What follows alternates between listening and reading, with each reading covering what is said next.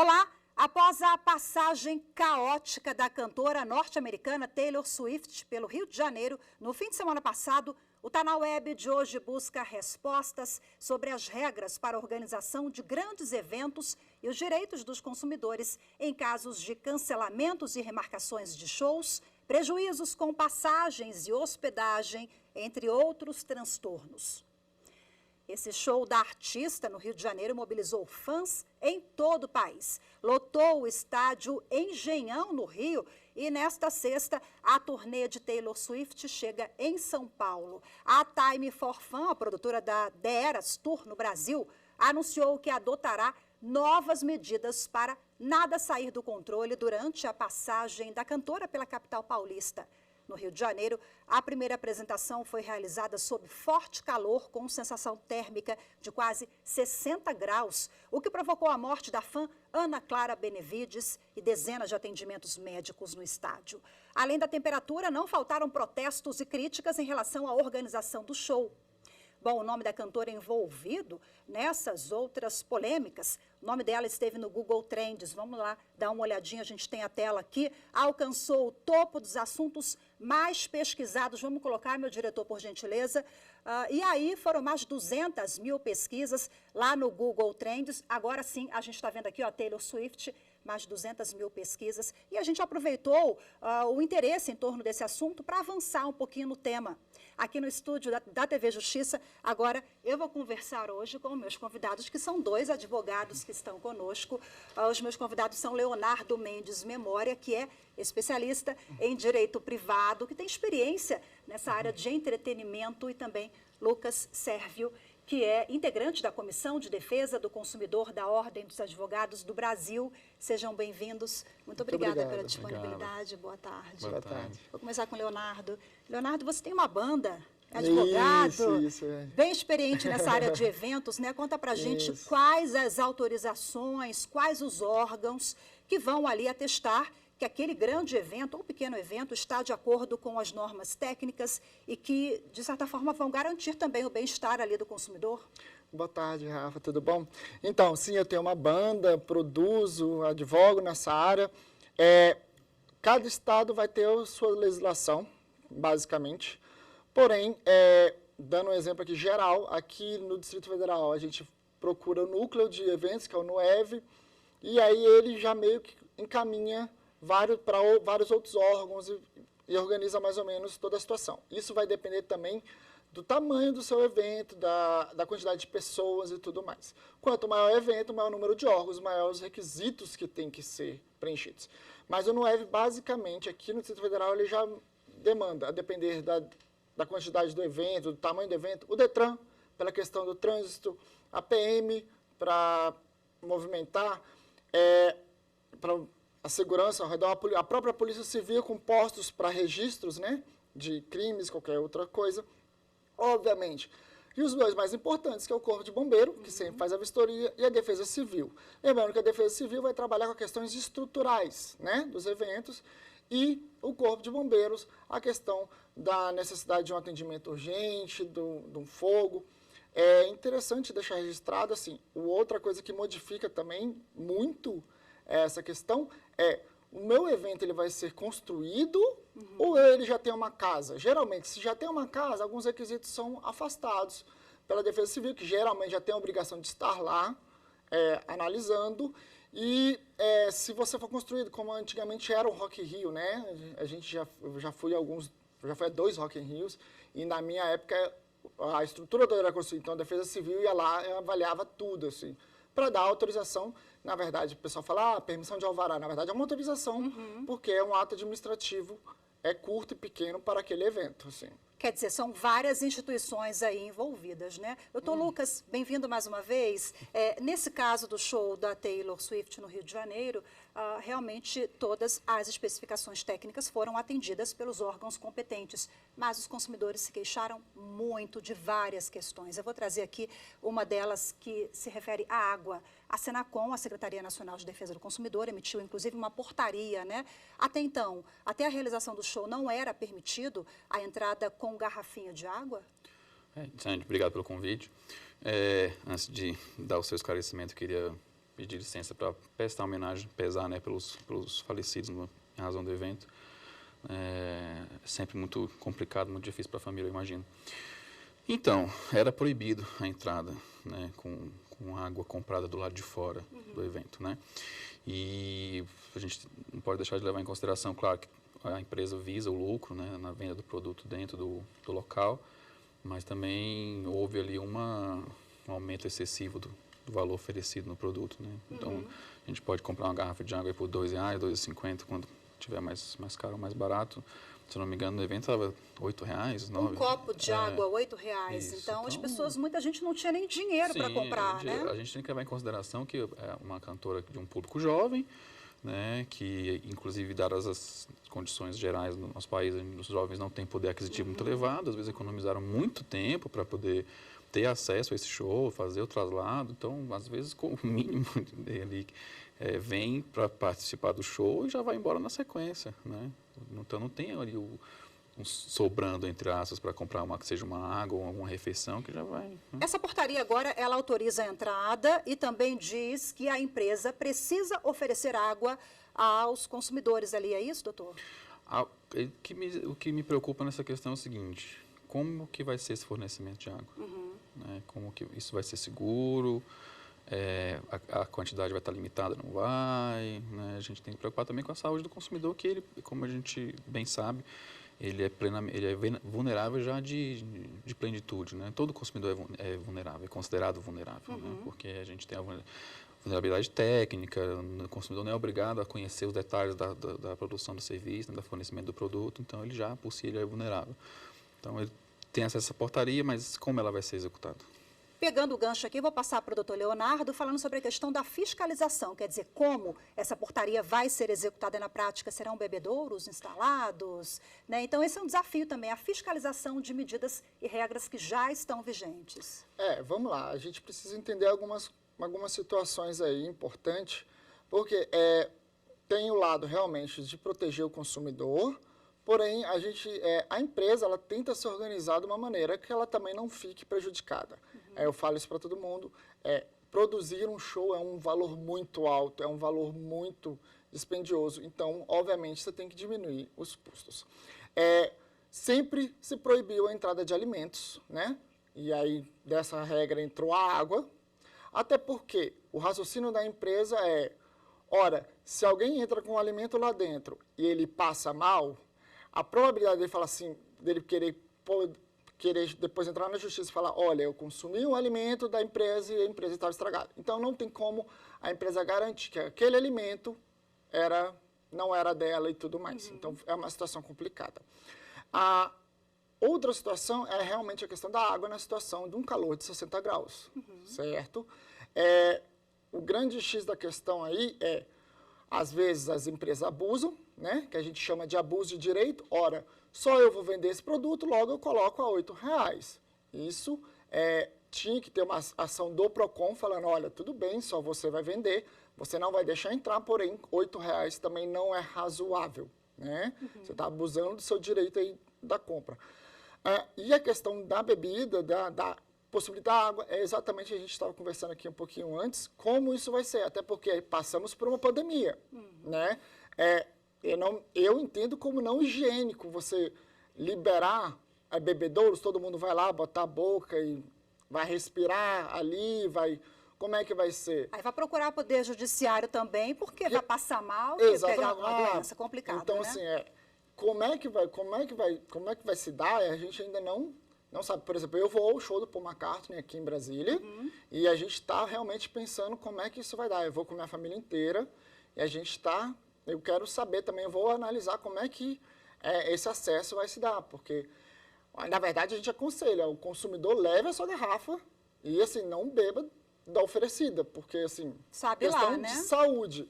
E agora, entrar com a garrafa, do seu ponto de vista jurídico, é legal, já temos a portaria, né? Doutor Lucas, sobre o reembolso, como é que funciona? Hein? Porque parece que a empresa condicionou o reembolso a até manifestações em tal dia, né? O consumidor, ele tem até qual é o prazo? O dia e horário. Exatamente. E inoportunos os horários também, né?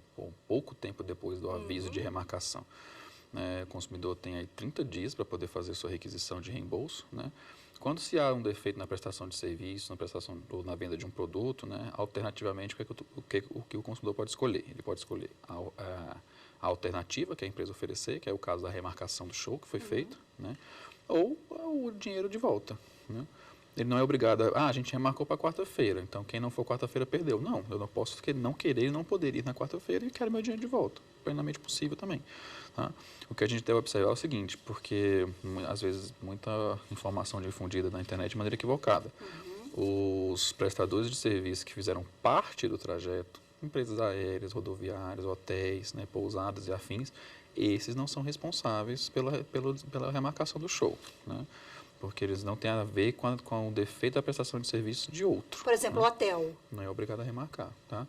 Algumas empresas aéreas, por solidariedade, né, acabaram remarcando, né, sem ônus para o consumidor, mas eles não eram obrigados também. Mas esses casos, infelizmente, para o consumidor reaver o dinheiro, precisa procurar o judiciário? Só no Poder Judiciário. Tá? Só no Poder Judiciário. Quando a gente fala de viagem para um show, um evento, a gente não está falando só de assistir o show, criou-se uma expectativa. Esses shows são marcados com, às vezes, 1 ano de antecedência. Né? Então, as pessoas fazem economia, se programam, né? Então, há toda a questão do planejamento, né? Às vezes a realização de um sonho. Então, dado todos esses problemas, pior no caso é que ainda deu um óbito, né? Mas, assim, vários, né? A gente conversava aqui nos bastidores, foram 3 óbitos, um diretamente ligado ao show, outros também outros estão colaterais, em outros Exatamente. colaterais que a gente não pode ainda de maneira irresponsável já responsabilizar a empresa, né? Não, por enquanto tem que ser apurado. Falando em responsabilização, pode concluir, por gentileza. Não, então, e aí a gente tem que levar em consideração o seguinte, quando você elabora uma viagem, tem a questão do dano moral, né? Que também pode ser apreciado, né? Então, aquele que se sentiu prejudicado, não conseguiu ir na outra data demarcada e deseja procurar a justiça, além de solicitar o reembolso do valor do ingresso, possivelmente da remarcação da passagem, possivelmente da remarcação do hotel, remarcação do trajeto rodoviário que seja, também pode ali instruir um pedido de dano moral, porque ele teve os seus planos frustrados, né? Na visão de muitos juristas, já ultrapassou o mero aborrecimento, né? Responsabilização, doutor Leonardo, por gentileza, quais os envolvidos? Por exemplo, temos estádio, empresa, prefeitura. Vamos lá. Como tem essa fiscalização, na verdade, a gente passa por um processo, né? A gente tem o Woodstock de 70, que deu uma confusão monstruosa, com quantidade de pessoas acima. Depois a gente vem outras tragédias. E aí vem a tragédia da Botkiss, né? Que foi aquela situação complicadíssima. E a partir dali a gente cada vez mais tem uma fiscalização mais forte. O que precisa acontecer? A gente aqui não discute mais a questão da responsabilidade objetiva da empresa, né, doutor Lucas? Assim, tá claro. Isso está claro, ele vai responder tranquilamente. Independente de culpa. Isso, independentemente de culpa, a situação a empresa vai responder e tem que ressarcir o consumidor. A questão da grande discussão agora é, o Estado falhou na sua fiscalização? Se restar provado que ele falhou na sua fiscalização, por exemplo, vamos dar um exemplo. O Estado foi lá, viu que estava tudo certinho e depois a empresa pôs os tapumes para não ver. A estrutura de ferro. Exatamente, pôs a estrutura de ferro. Se o Estado conseguir provar, olha, a estrutura de ferro veio depois e sem a minha autorização, a gente consegue excluir o Estado. O problema é, se a estrutura de ferro estava lá e aquela estrutura de ferro gerou as queimaduras, o Estado vai responder exatamente por omissão também. Que a gente não pode deixar de mencionar a questão da fiscalização, inclusive, né? Ela não é só pretérita ao evento. Ela tem que ser contínua, né? Começa a fiscalização a partir do momento que a autorização do evento é requerida, até a hora que fecha a porta e o último consumidor saiu, né? Então, não é assim, está autorizado. Deixa pra lá, larga qualquer não é assim que funciona. Exatamente, mas porque, na verdade, a gente trabalha também aquilo que eu falei no início, né? A estrutura da casa que já existe, por exemplo, você vai numa casa de show que já existe, realmente a fiscalização é mais frequente, e aquela estrutura que é montada toda. Óbvio, se eles colocaram depois, tinha que ter algum responsável do governo falar assim, por que você está colocando essa placa aqui se não foi autorizado? Realmente, mas assim, é uma grande discussão aí que Principalmente qual o motivo, né? Qual o motivo que você está colocando? Para não deixar o público externo ter acesso ao que estava acontecendo dentro do estádio. A gente discutiu isso, né? Se você não queria que o público externo olhasse... Escolher outro lugar. não escolhesse o Newton Santos, né? Exatamente. Escolhesse outro lugar, falar assim, olha, vamos escolher um lugar que o público de fora não consiga ver. Tem um anel ali na parte superior do estádio, então, né, os edifícios... E para finalizar ali essa história da responsabilização, assim, bem por cima mesmo, a gente fala assim, até agora a cantora não se manifestou, né, a assessoria não se manifestou, sendo de maneira bem direta, bem técnica, né, assim, inicialmente a ela não cabe no momento, né, porque não foi ela que montou o show. A empresa... Então, ela não pode ser responsabilizada. Vamos lá. Porque a gente fala, assim, no dia do consumidor, fala que toda a cadeia de fornecimento é responsável. Começa pelo que está mais perto e vai acabar no que está mais longe. No caso, ela é que está mais distante, né? Mas, assim, ela não... Inicialmente, primeiro, quem vai se responsabilizar é a empresa que organizou o show no Brasil. É impossível a gente imaginar que a assessoria dela, a equipe dela, não participou da organização, da revisão do aparato técnico, né? Não só do som, também do local, né? Então, sim, pode se resvalar ali alguma responsabilidade para a equipe dela enquanto, né, fiscal, entre aspas, fazia parte do serviço. Dela especificamente, tá? Aí eu vou deixar para a doutora falar, assim, que ela não se manifestou, ainda não falou nada, né? É uma questão ali subjetiva do próprio artista, né? Mas em tese não foi Ficou ela. chato, né? Os fãs, muitos questionaram, e aí... Mas responsabilização ainda é um outro debate jurídico, né? Para a gente finalizar rapidinho, doutor Leonardo, esse episódio nos ensina, né? A gente falava aqui nos bastidores, olha, Boate Kiss, de lá para cá tivemos, né, um alerta maior das autoridades envolvidas, dos empresários, então fica o aprendizado. Fica o aprendizado. E lembrando, outras situações vão acontecer. Essa questão da água, pessoal, provavelmente a doença ali da transmissão pode acontecer. Então, assim, outras situações vão acontecer, a gente vai aprender. O que não pode acontecer por exemplo, até a questão da responsabilização mesmo. Dizem que a grande dificuldade da menina que faleceu foi porque o corpo de bombeiro não conseguia chegar lá, né? Por causa que tem muita gente, né? Então, vai ter que se repensar, assim, essa estrutura está adequada para se acontecer alguma coisa, o corpo de bombeiro, o socorrista chegar lá, a gente vai aprender e vai analisar, olha, essa estrutura não funciona. Que coloquem mais pontos de acesso, né? O consumidor que é vulnerável não pode pagar e que, por favor, assim, as melhorias nem sempre sejam acompanhadas da tragédia, né? Que elas sejam já previstas de alguma forma, né? Excelente para a gente finalizar aqui. Muito obrigada pela participação de vocês, viu? Excelente reflexão para a gente fechar, que não aconteçam novos episódios para que autoridades, né? Se liguem, prevejam, né? Sim. Muito grata. obrigada. Eu acho que a gente podia também batalhar para acabar com essa cultura do ficar na grade. Eu vou em muitos shows, muitos eventos. Vocês acampam 15 dias antes, perigo. Tudo bem, eu entendo. Eu tenho os meus ídolos, tenho os meus artistas, por exemplo, vou ao show do Paul McCartney, vou na frente, na pista, mas... Mas não precisa acampar. Não vou, nem posso acampar, mas assim, a gente parar com essa cultura de ter que ficar na grade. Então, para todo mundo chegar ao tempo, ficar lá. Se você não conseguiu ficar na grade, outros shows virão. Vai curtir o show do mesmo jeito e sem risco. Doutor Leonardo, muito obrigada mais uma vez. Muito obrigada ao senhor também, doutor Lucas. Boa tarde, até a próxima. Agora a gente vai voltar para as telas agora. Vamos dar uma olhadinha. O que mais está bombando nas redes? Black Friday. Olha só, hoje é dia de Black Friday e além de Taylor Swift, esse assunto também bombou. Vamos subir, Gesley, por gentileza. Olha só, a Black Friday é a temporada de promoções. Vem movimentando a internet com descontos e ofertas promovidas por varejistas e até corretoras de investimentos, viu, gente? Vários segmentos entraram na onda e a gente repete, em meio a tantas ofertas, o consumidor tem que ficar ligado, redobrar a atenção para fazer uma boa compra.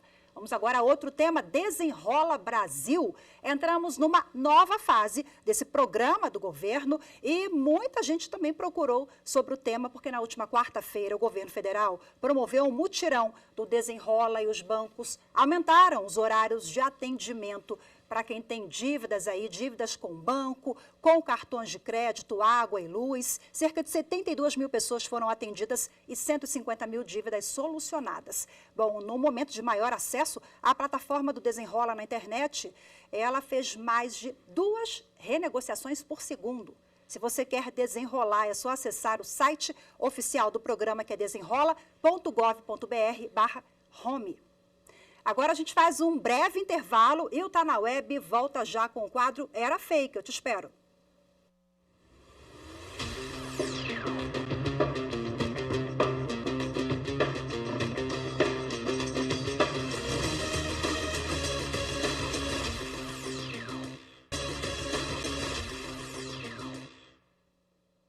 Tá na Web de volta para desvendar uma fake news que tem circulado na internet com uma mensagem que aponta que a justiça teria autorizado a invasão de domicílios. Vamos ver.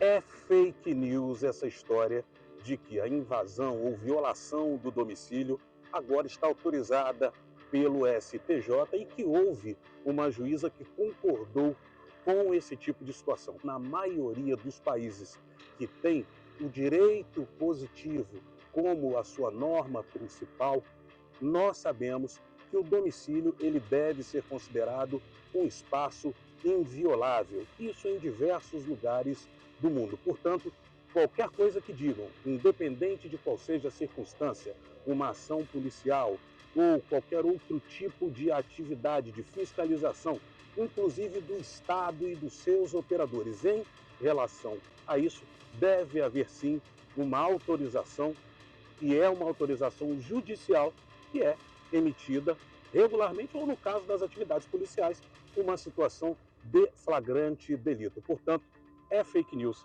essa história de que a invasão e violação de domicílio foi autorizado por uma juíza.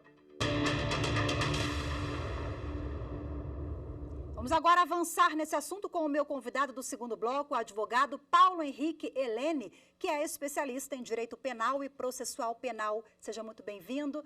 Muito obrigada pela sua participação. Eu queria que você explicasse para a gente o que diz, de fato, essa decisão do STJ, que é lá de 2021, né? Então, fizeram aí uma fake news com essa decisão que não se refere a essa invasão de domicílio, conforme foi colocado aí, né? Esclarece para a gente, doutor. Bem-vindo.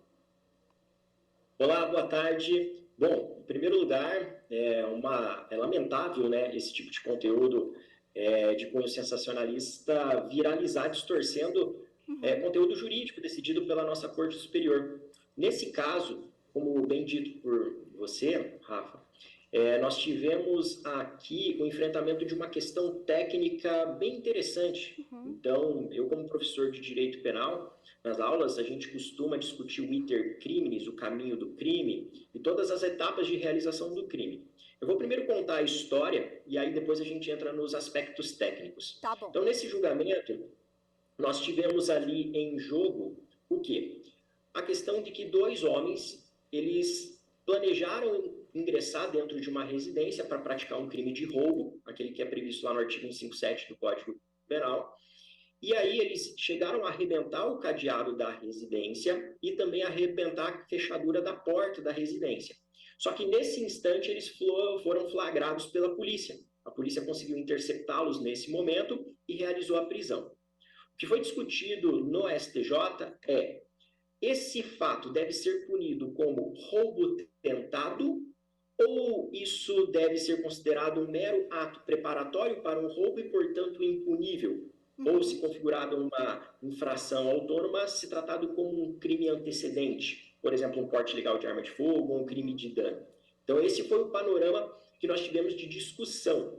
Então, o Ministério Público do Estado de Tocantins recorreu ao STJ pedindo a condenação desses indivíduos pelo crime de roubo tentado. Quando a gente pega e analisa esse caso... Oi? Por favor, pode concluir o raciocínio, doutor. Então, quando a gente analisa isso pelo panorama técnico, então, de direito penal, a gente está falando de um assunto muito complexo e que ainda não temos uma uniformidade jurisprudencial que diz respeito a essa diferenciação dentro do iter criminis, que é o caminho do crime, sobre a etapa em que se tem atos preparatórios, que em regra são impuníveis, e a etapa onde a gente tem atos executórios. E aí, a partir disso, a gente já consegue cogitar a intervenção penal. Quando eu explico o iter criminis na sala de aula, didaticamente, tem um exemplo muito bom, Assim, ó, você tem uma primeira etapa que é a etapa da cogitação. Então, o sujeito, por exemplo, imagina que ele vai ali ter a ideia de praticar um crime. A cogitação por si só é um fato impunível, porque o pensamento não delinque, a gente não tem ofensa a bem jurídico, então, nesse aspecto interno, não há que se falar em intervenção penal. Aí vamos imaginar que esse sujeito ele vai lá e adquire uma arma de fogo e vai até a frente da residência da vítima. Até aí a gente tem um ato preparatório, que é uma antecipação. Eu começo a exteriorizar essa minha vontade por meio de atos. Imagina que essa vítima se aproxima da residência e ele efetua os disparos contra essa vítima. E ela vem a falecer. Então, nesse momento da execução, você tem, então, aqui já o início da responsabilidade penal. Agora, e a consumação se dá com a morte da vítima. Estou com uma dúvida aqui, esse assunto é muito complexo agora, sobre invasão, né, de domicílio. Aquelas pessoas que vivem em comunidades ou ações da Polícia Federal, onde eles entram ali na casa do sujeito para executar a ação da justiça, né, muito cedo. Até nessas questões a gente vê horários, né, que são pré-determinados. Mas algumas situações, como o exemplo que eu falei, em comunidades vulneráveis, é configurada a violação de privacidade de domicílio? Por parte da autoridade policial? Ou cada caso é um caso, não, a gente sabe? Nós precisamos sempre examinar, principalmente nessas grandes operações, se existe ali uma ordem judicial prévia. Então, se foi autorizada a busca ali domiciliar previamente pelo magistrado. Então, se está, por exemplo, tendo uma investigação em que em determinada residência há o comércio de drogas. Então, com autorização judicial, é permitido realizar essa ordem de busca e apreensão, cumprir esse mandado de busca e apreensão durante o dia. Nós também temos outras hipóteses que a Constituição excepcionaliza a respeito da inviolabilidade. No caso de prisão em flagrante, também nós podemos ingressar na residência, ou também em caso de desastre. Então, seriam essas algumas situações excepcionais. Fora isso, com a autorização da Justiça, está valendo, né? O que não está valendo é a fake news que a gente viu ali, aquele absurdo, imputando ao Poder Judiciário algo que nunca existiu, né, professor?